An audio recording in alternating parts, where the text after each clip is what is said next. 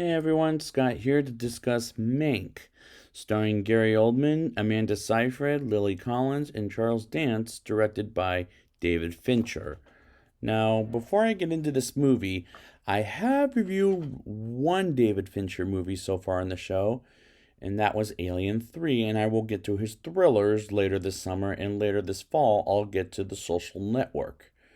So, this movie is supposed to be based on a true story about Herman Mankiewicz, who was the writer of the movie Citizen Kane, which I will be getting to at some point within a year or two. So let's get into this movie and see how this goes.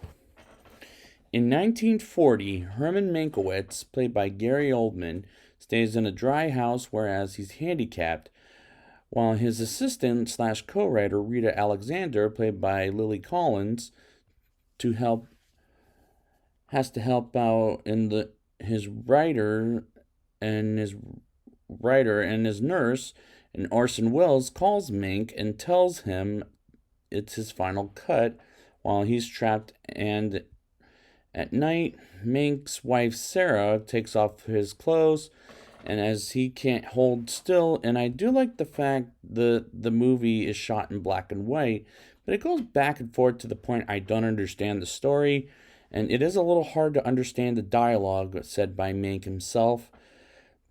Despite it's a great performance by Gary Oldman, it's just a little too hard to understand what he's saying. This felt like the greatest hits of Mank's life, just like when I get to The Aviator, it felt like the greatest hits of Howard Hughes. But I'll get there when I get there.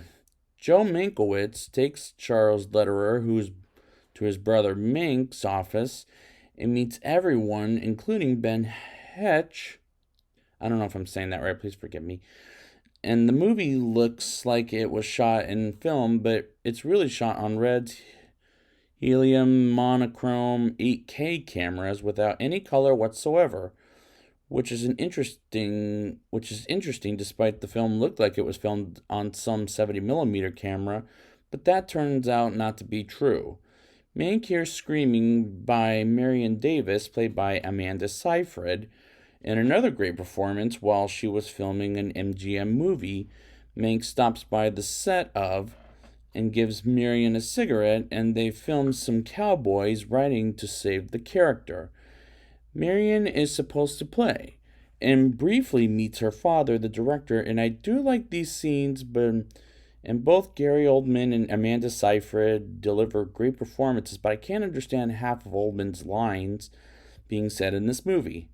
Mank drinks too much to the point he needs a doctor, and I am confused as hell as to what the fuck is going on in this movie, as this shows David Fincher wants an Oscar so badly, but there's a chance in an upcoming movie I have to review is going to get it, but I won't say the name quite yet.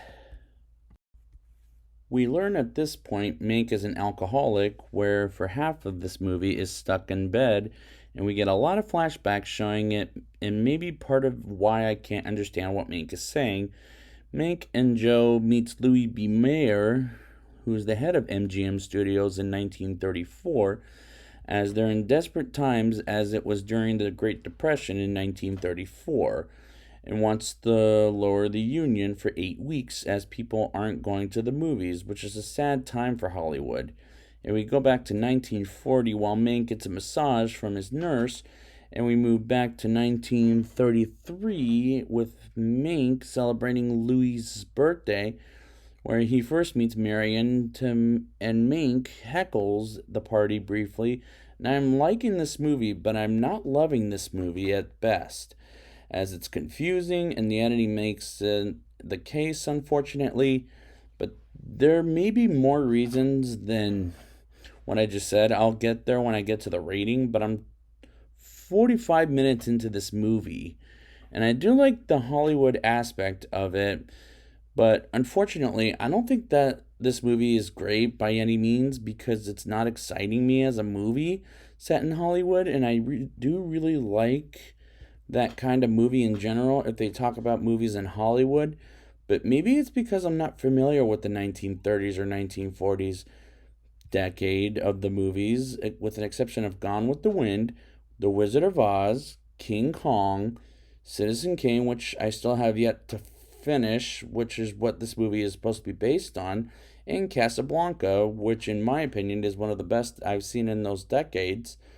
Mank is delivered more alcohol by Charles MacArthur, which is a bad idea while he's trying to get over the alcohol, and this movie suffers from the alcoholism.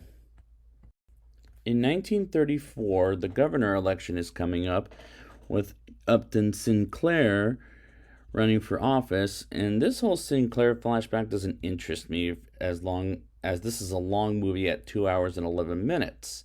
And I think the Sinclair scenes could be used as a background noise, but cut these scenes out of for the love of God. Mank and Sarah spend time at the beach while listening to the radio and learns MGM is hiring people, or so he's told. I didn't believe when Shelley tells him about it, and he gives back $1 he borrowed from the security guard. And people are voting for Sinclair as for political reasons, and I don't get these scenes, as I wish they would cut up these politics scenes because it doesn't interest me. As this movie is starting to get very unfocused to the point there's no plot in this movie, and this movie isn't about how Citizen Kane was made, like I usually like to see. But it goes back and forth between Hollywood and politics, and that's not what this movie should be about to begin with. Charles Lederer comes to Mank's house to see a script that he wants to send to Marion, as he feels she'll react strongly against it, which did feel pretty odd. But don't get me wrong, this movie is well made. It's just a little unfocused as it goes back and forth quite a bit for this whole movie. We flash back to election eve and Mank and Sarah go out for drinks, as Sarah wanted Samir for a little bit, and Marriott, I think is his name, wins governor, and Shelley, aka the guy that knows Mank, is a politician, calls Mank and takes a pistol with him, as his wife Eve is worried about him. And Mink tries to convince him to not shoot himself, but Shelley shoots himself anyways. And this guy, I don't know all that well as a character, so I wasn't happy nor sad whether he died or not. I was more meh about it. Mink wakes up in 1940 by the phone, and MC's saying his script needs rewriting. But it's good while Sarah says something about how to get his job back, and Orson Welles visits Mank to negotiate as he doesn't want to walk away from getting credit on the picture of Citizen Kane. And Orson throws his alcohol into the fire, and Rita sees a letter from Mank saying his picture is a success. Meanwhile, in a flashback, Mank shows up to Louise's party drunk and breaks a glass, and Mank monologues about a story he's writing for a movie, and he goes on for the longest time to the point if the Oscars show a clip from this movie for Gary Oldman, they should show this scene because it's mesmerizing. It's a mesmerizing scene with Oldman monologuing the entire time, and people walk out while he's still talking with Louis and William Randolph Hearst, played by Charles Dance, whom I just reviewed recently from Godzilla King of the Monsters, and eventually vomits on the ground and gets fired from MGM, which was a mesmerizing scene, and for what little he does in this movie, Charles Dance does better work here than in Godzilla, where he was a questionable bad guy. But here, he tries to get Mank into care, and Charles Dance did a good job for what little he does in this movie. Herman wins his first Academy Award for Best Screenplay for Citizen Kane, and we see an image of Mank accepting his Oscar in 1942, and that's a better ending than dealing with the politics in a Hollywood set movie, in my opinion. Now it's time for the rating.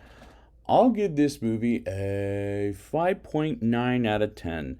The politics scenes could have been cut out of the movie, sure, as it is kind of a long movie, as it was in a fine way. I just wish that it was more about the making of Citizen Kane than what it is. But Gary Oldman and Amanda Seyfried do deliver some great performances, as this doesn't feel like the best picture of the year, in my opinion. The movie is rather confusing as far as the editing is concerned, but this isn't a great movie like critics say it is, and that disappointed me the most. So I'd like to thank you guys for joining me, and next time I will be back with Nomadland tomorrow. And until next time, and the Oscar goes to.